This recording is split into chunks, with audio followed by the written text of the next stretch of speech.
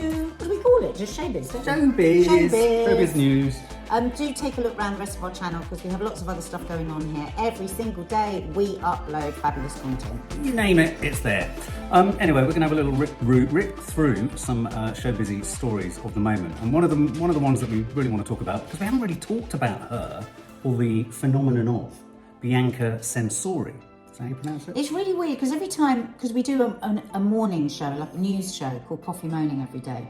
And you know, these photos of her and Kanye have been popping up almost daily. Yes. And we've never really talked about the story. No. And that's because I've felt very torn on it. First of all, Kanye has So bipolar. this is Kanye West's current... Yeah. Are they married? Wife? Yes. Girl? They are? They are. Oh, right. Bianca Censori. Bianca Censori, it's a great name. And so, A, because of that, because a lot of his behaviour is very bizarre, and B, because I just couldn't quite work out what I feel about the way that she dresses. Right. From a feminist point of view. Because initially I just thought, oh wow, she likes flashing everything, that's fine, doesn't bother me at all. And she's got a beautiful body, why not? But as the time's gone on, it's felt more and more like he is dressing her. And then of course there's all the he says, she says, this person says that the parents are worried, the sisters are worried, you know, life's been taken over. She's actually an architect. She has a BA and an MA in architecture. So, you know, she's an educated woman. And yet somehow it feels, I don't know what it feels. I don't want to say anything. Why? Because I'm not sure what I think. What Okay, do you think? right, what do I... Because to me, she feels like a surrendered wife. Right, let me give a bit more. The story today is she's been seen most recently, yesterday, on the last couple of days, wearing what they're, TMZ is it? TMZ are describing as a condom. She looks like she's wearing, she looks like one of those wraps you make with sushi rice paper. Now, the thing that strikes me about all these photographs, as you rightly say, more and more ever elaborate, odd, strange. For me, it feels like almost performance art. It feels like, do you remember when Joaquin Phoenix was doing that thing where, did he just have like grow a beard and just had a sign around his neck, which just said something, he had writing on it, and he went mute. And so sometimes the aspect of all of these photos, which we're now going to roll in front of your eyes, is less really for me what she's wearing, but more the way she looks at him. Well, so this is it, because how can we bloody know what's going on? All I know is... What do you think's going on? All I know is that this is about... One part of it is PR, right? And that's fine. I have no problem with that. Oh, she got a beautiful bum. Yeah, she got, I mean, she looks maybe fantastic. I'd walk round in a condom if I had a bum like that. But anyway. Okay. But... Yes. Where I really it sits uncomfortably for me is the way that he treated Kim. Right. And the way that he treated Kim was to dress her up. Do you remember, I'm going to break the internet, had her bum out, pouring champagne. Oh, that was the glass of champagne perched on her bum. And then it went into this really deriding her and, you know, dissing her brand, Skims, saying that it was over-sexualised, you know, trying to bring her down, saying that she was nothing with him and that she was never going to be able to dress herself. So all of that stuff, I actually have been really uncomfortable with the way that he's treated her since they left her. Right. Since they broke up. For instance, that video that he made of him and her and, what's the guy she went out, Big Dick Energy, what's his name? Oh, Pete Davidson. Pete Davidson. I thought that was an awful video. It was clever, but I found it really threatening and weird. Well, one of the weird things about this, which struck me as well, is that when you do your pastiches of Kim Kardashian, you're doing it because you know she's empowered, you know she's strong, and you're kind of throwing yourself under the truck in a self-effacing manner to say, you know, how can any of us look this great? You know, look at her, isn't she amazing? And you have a bit of a laugh, but you're not poking fun at her, you're poking fun at yourself. Poking fun at the world. Yeah, exactly. So, and yet, every time I've seen the more elaborate outfits that this Bianca Censori wears, I think, oh my God, Nadia needs to do that. And yet something holds me back from suggesting it. I mean, this is glorious fodder for me. But it doesn't feel right. I've not done one parody of it because exactly, I just feel that I don't know what it is. I don't know. Like apparently there's a hashtag blink Bianca if you're okay. If you're okay. But some of them, I'm beginning to wonder whether the whole thing is a bit of a gimp thing. I mean, least of all because there are some shots, of which we're popping up a few, in which she has what looks like a sort of leather gimp head mask on. She looks surrendered. They're standing in a doorway looking at a wall. What if that? Okay, so I mean, what if? That is manna from heaven. Oh, for I mean, you. I would love to do that. But what if this is their thing? And it's just super horny to them. And, you know, there is a thing, exhibitionism, which people tend to go, oh, exhibitionism. I don't have a problem. Again, it's like, if that's your thing that turns you on, and maybe they just go home and have like amazing, crazy sex. Or is she a surrendered wife? I mean, Her father's worried though, isn't he? Well, this is what we hear. Somebody says, but nobody's actually said, so you don't know.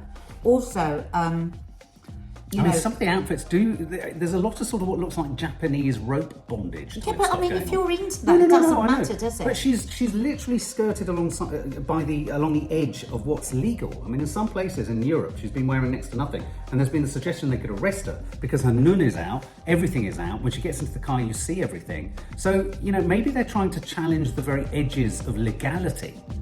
Do you think? I mean, I don't know. I mean, he looks increasingly strange. He looks like a sort of like a Jedi or a sort of ninja, but he's kind of always got these sort of boots on. And I'm more worried about him than I'm worried about her, if I'm honest, because Yeah. I mean, as Kim Kardashian said many times, you can't force a person to take their medication. And you know, I feel for her and for all the people that love him, because that's very, very difficult. You know, bipolar 1 is like, you know, incredible highs, incredible lows. And so maybe a lot of his behaviour is down to that. But also, you feel, is a lot of his behaviour just about being a complete egomaniac, and where to divide the line? Or are they totally ripping the piss out of Everyone. And What do you think? Literally, all these different views are views that one could have. Like, look at this. I mean, is this piss taking? I like those boots. Look at this. Yeah, I mean, what if they go home and they go, They piss all right, themselves come on, laughing. what could we do next? Let's make you look like a black condom with a car tyre around you. And he's wearing what look like sort of American footballer shoulders pads. She looks like she's laughing there. I think they're just kind of... He's wearing just socks. He's just in socks. I mean, it's very strange. This is the body condom that they were in Is she totally last naked night. under Yeah. This is another leotard. You see, these... Okay, so if I were to boil this down... Look at this one. For me, there's wearing three a cushion. different ways that this could be going, right? This could be pure, look at this. They just love this thing and it's horny and they go home and go crazy and have mad sex. No problem. It could be that it's just PR for his latest album. No problem. Of which there is the still. No problem. Why not? You know, at least it's creative. Yeah. But then there's this other side. There's this other POV that I have, that is it just a continuation of punishing Kim? I remember when it was their Valentine's and she did not want him and she was with Pete, and truckloads of roses he sent round. Now No, I get it. that's really unpleasant. When you don't like somebody anymore, you don't want truckloads of roses. No. And the fact that he was disgusted by her, and I mean, I saw him like shame her on the Kardashians about the way that she dressed and about her bum and about all this. And so the third story that I have in my head is that he does all this and goes, look, here's another bum, which means she's a pawn in that. And that's the other thing I don't I like. Bianca's a personally, pawn. my take on it is that I think they're both doing it for, shits and giggles. I think it's Gilbert and George-esque, those artists who walk around holding hands in suits everywhere, always at the same time. I think it's performance art in the sort of, but not in the wanky way of performance art. I think it is about promotion. I think it is about creating an enigma. Although you did show me earlier today this video where he was on social media having a real sort of splenetic angry go at the press. But it is strange. Tell us what you think. What do you think is going on here? Is this a symptom of a bipolar, What conversations have you had about it? illness that's spread between the two of them? Or do you think, fair game, if she's up for it, if she wants to do it, that's all right. She hooked up with Kim at some event recently, didn't she? They had photos taken together. There you go, Bianca Censori. Yeah, what do you think? Are there any of the outfits that you like? And come on, do you find these outfits a turn on? I don't mind the condom one. I think you should maybe get a body condom. Condom, can't even say it. So you wouldn't mind going to the local restaurant with me in that? Yeah, but I'd have to wear a sack like him, so that I was in. Yeah, but I've seen quite a bit of you on your Instagram. Yeah, but it's a bit different from going to... I mean, imagine when you stand up, if you're next to a table, too close to you, and you get up and you go to the loo. I don't know if you have somebody's bum right in your face. I don't know if I want to sit in a restaurant and when I look across the restaurant, I can see their growler. Do you know what I mean? I do like looking at. I think she's beautiful. I think she's got a gorgeous body, and I think, but what the hell is going on? Crazy. We've kept our mouths shut for months. Well, there you go. Now we've opened our mouths. Trying to do the decent thing. Back to Black, the new Amy Winehouse biopic. How are you feeling about this, guys? We've talked quite a bit in the members area of the Popcorn Junkies Instagram. We've talked quite a bit on here when we've watched the trailers. It was the premiere last night, Monday night in London. Aaron Taylor-Johnson kind of almost stole the limelight, obviously with all the chit-chat around the idea of him being 007. Has he not said he's not going to be? He's not said he's... Well, no one knows. I thought he said he wasn't. He kind of did, but I think we all think that's part of the narrative. Anyway, obviously his wife... Oh, look, he's doing a James Bond face there, isn't he? Yeah. Definitely. Many shots of him looking... He's doing that with his eyes. Yeah, Sam Taylor-Johnson, his wife, obviously is the director of the film, which is why he was there. Let's have a look at some of the other photos from the night. There was the after-night party. Look, he looks very suave and swagger. What a great photo, look at that. Stepping forth, all 33 years of him. There he is. Is he Bond? I have to say, these kind of convinced me that he could be Bond. He looks quite Bond-esque, but he needs a sense of humour, which he kind of has. So lots of attention. I'd have thought for the filmmakers and the film, maybe a bit frustrating, but maybe it helps the promotion and the publicity. Any publicity is good publicity. So this is them on the red carpet. Obviously, a lot of attention is falling on Marissa Abela, who's the young actress who's playing Amy Winehouse. She's come in already for quite a bit of stick online for some of the clips, suggesting she should have mimed to Amy's voice. She's come in for a bit of criticism around the quality of her voice. Has anybody spoken about why she didn't mime? Why she didn't mime? No, other than everyone just says she worked incredibly hard to do what she did. I don't know whether, again, there's some music publishing issue there. Maybe they could perform them, but they couldn't use her voice. Not entirely sure. Amy Winehouse's parents were also there last night. Obviously, very well publicised that Mitch, her father, was deeply unhappy with the Asif Kapadia film Amy documentary that was made some years ago.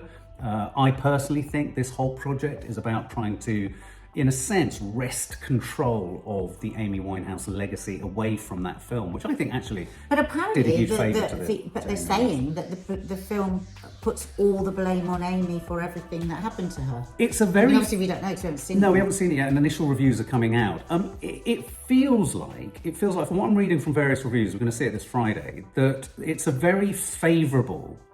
sympathetic even, some are saying, portrayal of Amy Winehouse's ex, Blake Fielder Civil, and also a very sympathetic and empathetic portrait of her dad, Mitch, who, you know, you could... That's why he was on the red carpet. Yeah, and I don't think it would have been if But I'm afraid we've seen the documentary. But one of the more... We've seen the documentary where she's desperate to get away and get sober, and he turns up with a camera crew.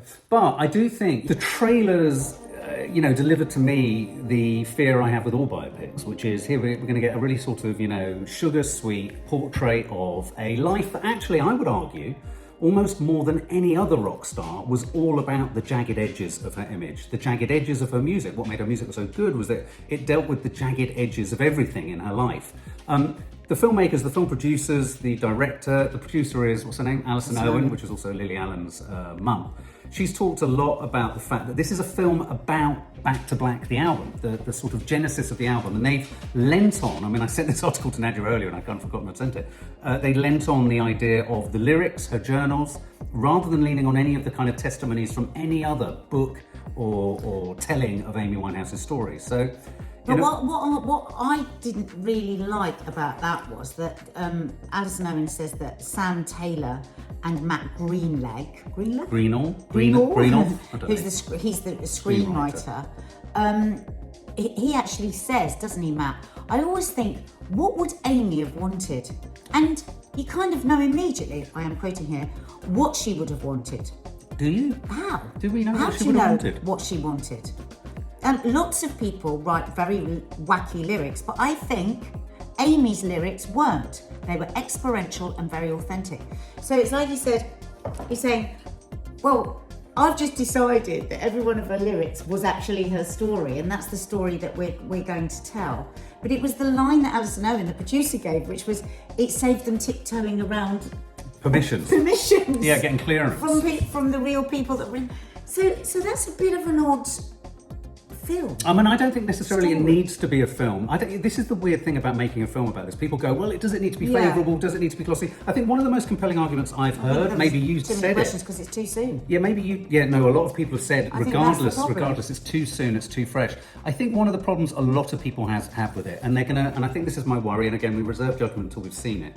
I personally am really sort of not worried, but I mean, my concern is that Marissa Abela is going to be the fall guy for essentially. She'll take all the shit. She'll take all the shit because also people will actress. seize upon the fact that wherever she, even in a microscopic fashion or a macroscopic fashion, doesn't hit the Amy voice or character, people are going to hate. And when they hate on her, they're going to ignore all the other aspects of the film, the filmmaker's responsibility, including her performance. Actually, if I was shooting this film, I would have gone for two approaches. I would have gone for every single singing scene with her singing for real.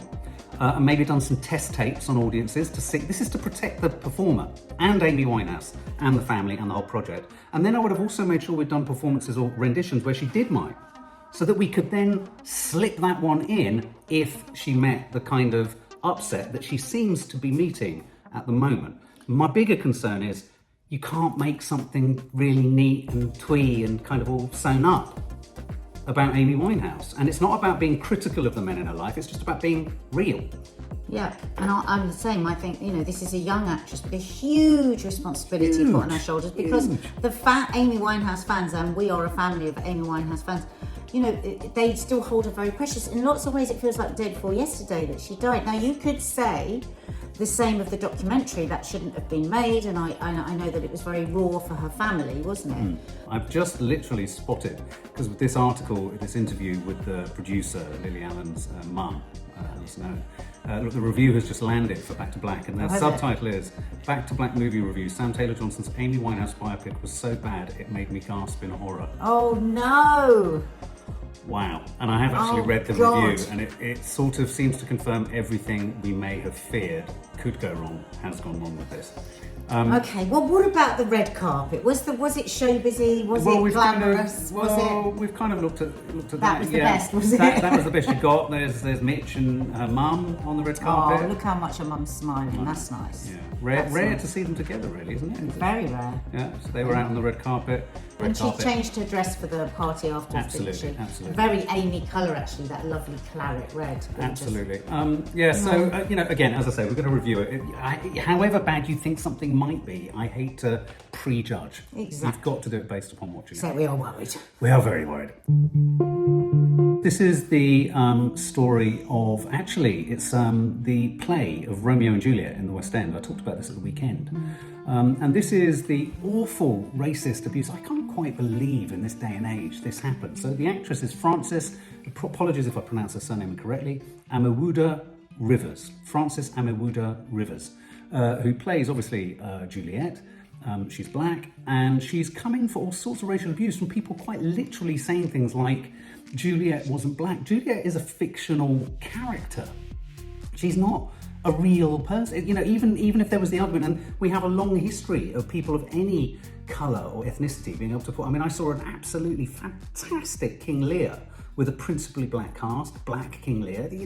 There's room and flexibility within all of Shakespeare for all of this, but the very idea that someone could experience direct racial abuse is shocking. But the story has evolved into this story, which is the Bridgerton story actor Arsema Thomas has urged Tom Holland, who's the co-star, to speak out in support of his Romeo and Juliet co-star after the racist abuse. Apparently he hasn't made any public statement yet, and there is a sort of urging and a pressure and a desire to see and hear Tom Holland sort of make some kind of comment on this. Now, I think this is always a bit tricky. It is. Because you're talking about trolls, and trolls feed on attention. If they've triggered a response, I think that's really wrong of that actress to do that publicly, to be honest. Right, interesting. Because people make their decisions for all kinds of reasons, and I'm very much from the school that you don't promote trolls because that's what they like. Yes. And a lot of people have kind of chimed in supporting her on Twitter. One person saying, I hope he talks about it. The abuse she's receiving is so disgusting. I'm sure This is his colleague. He's intimately performing Romeo and Juliet with her. And his suggestion is that he's a racist by doing this. By omission, I'm sure the two of them will have discussed, and he will have probably asked her, what do you want me to do? And she will have probably said, we have to ignore it. So I think before we judge and before we read into silences or no comment, we mustn't just jump to the assumption that he in some way just fuels it up. The series Tulsa King, which is stars Sylvester Stallone. Season 2 has arrived. I mean, the jury's out for me on how good an actor Sylvester Stallone is. I think he is Sylvester Stallone in everything he does. This is an interesting story that kind of broke in America this morning, and this is the casting agency that recruits and employs the extras or the background artists for his series. The casting agency has quit from the show. This is extraordinary. Story. Yeah, and they've quit. This day and age.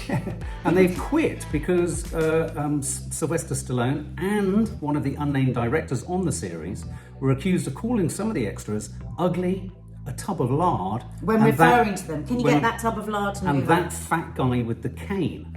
The recipient of the latter comment apparently said later that it's hurt his soul to hear himself described that way on set. So I'm sure we'll get some kind of reply. I think this company, if all this turns out to be true, I think this company are extraordinary actually for pulling out, because in a world where at the moment to be in show business is incredibly hard, we know many people that are really struggling to get work. There's not a lot of stuff being commissioned, the movie business is in dire straits.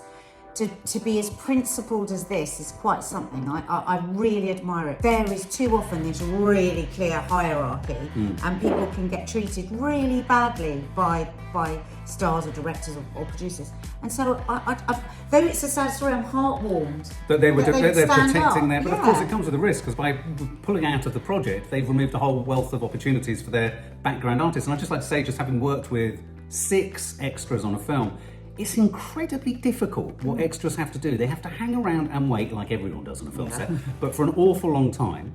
And then they have to and may not even be used. And they may not even be used, but then sidle into scenes where it's not about them overperforming and stealing the limelight. They've got to be part of the set. A good extra is a good actor. Incredibly good actor. If you can actually see them, and you really had that experience with your film, didn't you? Yeah, You said, they came in, they were totally in the moment, gave a full performance. Didn't overperform, didn't so underperform. They got it. They got in there, and I made a real point of talking to each of them individually and expressing how difficult it is for them to do what they do. But also, if every one of them was absolutely shite, nothing makes it okay to talk to another human being like that. So I applaud Bravo. this casting agency. Final story is Jonathan Majors, the Marvel superstar whose career was probably about the most ascendant of all Hollywood actors. I mean, that's no exaggeration, because he was about to play the leading villain in the most highly budgeted, profiled Avengers films of all time. And I loved him. It was the only thing I liked in Ant-Man. The last Ant-Man. So Jonathan Majors was sentenced, but he was sentenced for his domestic abuse trial with his ex-girlfriend. Obviously, this was much publicised. We talked about it a lot on the Weekly Rushes. Lots of footage of him running around, chasing her, bruising, and it felt running around chasing her. There's footage of him chasing her down the streets, and you can see them running from car to car. And I mean, you don't see any abuse actually happening, but it kind of, it was. And there's been a lot of chiming stories that kind of chime with this story about his behaviour in relationships. But he denied it, but she said that he had, twisted her arm around her back. He said that he'd been wrestling the phone off her. Anyway, he was found guilty of one of the charges, wasn't it, of assault?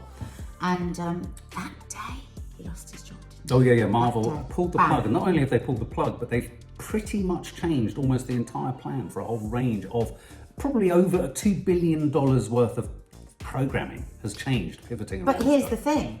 I 100% expected that he would go to prison. Did you? Even for a very short sentence. Yeah, I did, because it's America and they're very... Yeah. But he hasn't, has he? No. Do you think, in this world of business that we call show, that they will look at him now more favourably, the studios, and he would be slipped back in? I don't know, because let's use the sort of precedent set by Johnny Depp. I think the the feeling and sense around Johnny Depp, even though he won the most recent case, is that a lot of dirt and damage has stuck. But also that was because there was so much drugs and drink, which we haven't heard of Jonathan. But I would argue, without getting into litigious territory, there is a lot of other noise around him. This. And Right. this isn't So the entirely studios. shocking or surprising to a number of people. So I think you're right. I think it is kind of surprising that he didn't serve any prison time, but he has been given a probationary sentence, hasn't he? But he's avoided prison.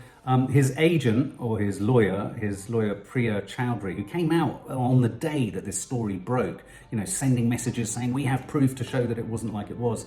She said that Jonathan Majors is committed to growing as a person. He will complete the court-mandated programs with an open heart, even as he maintains his innocence and plans to appeal. She says, let's face it, he's lost his whole career. And he really has. He really has. But he's still, his victim is furious with this because she said he's shown, he's not admitted any culpability, hasn't apologised, he hasn't. Can you just spare a thought though? He stars in a new film made by a relatively indie outfit in which he plays, it was almost becoming like, it was being billed as the raging bull / taxi driver, I think of wrestling. And he was playing a troubled, drug-addicted kind of, anyway, and Disney picked it up, it was picked up on the indie circuit. Everyone was very excited about it. It was going to be one of those movies that potentially jettisoned him towards an Oscar win. Imagine, the whole film's been pulled, dropped. Imagine all the filmmakers, cast, crew on that film. I can't ever stop. But it will still come out. This is this Business Week all show. It will let it all die down and then it will come out. Do you think? And I think he will end up being an indie movie superstar. Do you think? Yes, this Business Week all show, babe. The film is called Magazine Everything Dreams. is about Magazine Dreams. just let it all die down and let it all, no matter what it is. We've Showbiz. seen this so many times. Right. It's the way of the business. What do you think? Do you you agree? I don't know. I'm not so certain. Anyway, guys. Maybe I'm not certain, but I think there's a very good chance. Share your thoughts on all the stories below. Tell us what you think, and we'll see you soon. Bye.